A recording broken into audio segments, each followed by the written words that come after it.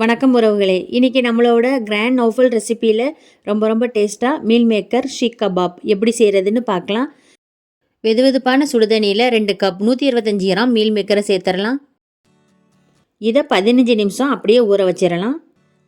15 நிமிஷம் ஆயிடுச்சு, திறந்துடலாம். தண்ணியை வடித்து எடுத்துடலாம். மீல் மேக்கரை தண்ணி இல்லாமல் நல்லா பிழிஞ்சு எடுத்துக்கோங்க.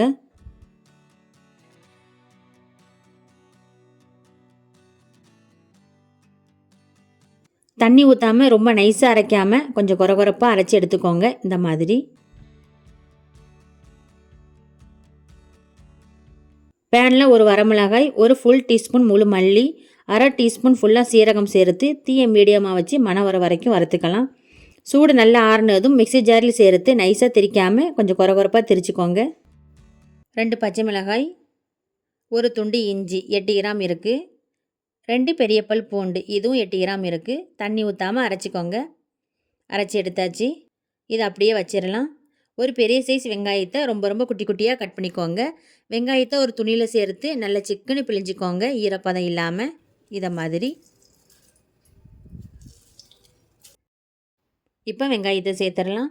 இஞ்சி பூண்டு பச்சை மிளகாய் அரைச்சதை சேர்த்துடலாம். வறுத்து திரிச்ச மசாலாவை சேர்த்துடலாம். 1/4 டீஸ்பூன் ஃபுல்லாக கரம் மசாலா சேர்த்துடலாம்.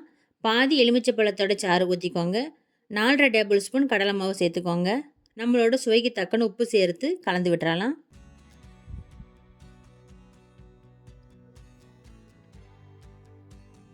ஒரு டேபிள் ஸ்பூன் எண்ணெய் ஊற்றிடலாம்.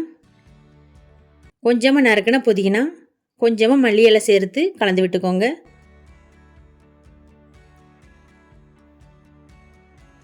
நாற்பத்தஞ்சு நிமிஷம் அப்படியே ஊற வச்சுக்கோங்க. இதில் இருந்து கொஞ்சமாக எடுத்து கபாப் ஷேப்பில் ரெடி பண்ணிக்கோங்க. இது மாதிரி நடுவில் பென்சிலை சொருவி ஷேப் பண்ணிவிட்டு பென்சில் எடுத்துடலாம்.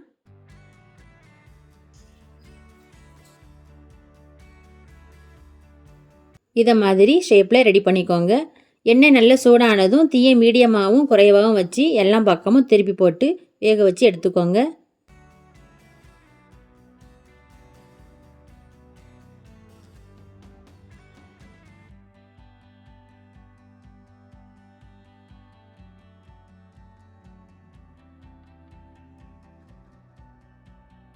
இப்போ ரொம்ப சுவையான நல்ல மணமாக மீல் மேக்கர் ஷீக் கபாப் சூப்பராக ரெடி ஆயிருச்சு.